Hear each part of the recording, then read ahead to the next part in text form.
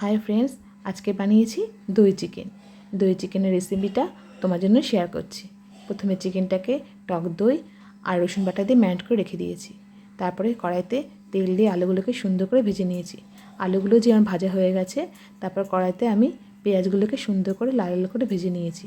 পেঁয়াজগুলোকে আমি সুন্দর করে ভেজে তুলে রেখে দিয়েছি। এরপর কড়াইতে একটু তেল দিয়ে মশলা কষতে দিয়েছি। মশলা যে আমার কষা হয়ে গেছে, তারপর তার মধ্যে আমি চিকেনগুলোকে দিয়ে দিয়েছি।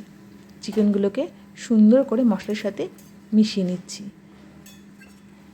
এই চিকেন রান্না করতে গিয়ে আমি হলুদ দিইনি, হলুদ ছাড়াই রান্না করতে হয়, আর জলও দেওয়া যাবে না।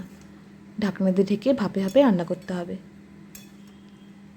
মশলাগুলো যখন চিকেনের গায়ে সুন্দর করে লেগে যাবে, তারপরে আমি ঢাকনা দিয়ে ঢেকে দেবো। ঢাকনা খোলার পরে দেখবো যে জল শুকিয়েছে কিনা। এই দেখো, আমার মাংসের জল প্রায় শুকিয়ে এসেছে। এরপর আমি আগের থেকে যে পেঁয়াজগুলোকে ভেজে রেখে দিয়েছিলাম, সেগুলো মাংসের মধ্যে ঢেলে দেবো। দিয়ে পেঁয়াজগুলোকে দিয়ে মাংসকে সুন্দর করে মিশিয়ে দেবো। পেঁয়াজ কুচি আর এই মাংস যখন সুন্দর করে মিশিয়ে যাবে, তারপর আবার 5 মিনিটের জন্য ঢাকনা দিয়ে ঢেকে দেবো। 5 মিনিট পরে ঢাকনা খুলে দেখবো যে আমার মাংস প্রায় রেডি। এই দেখো, মাংসের তেল ছেড়ে দিয়েছে, মানে মাংস আমার হয়ে গেছে।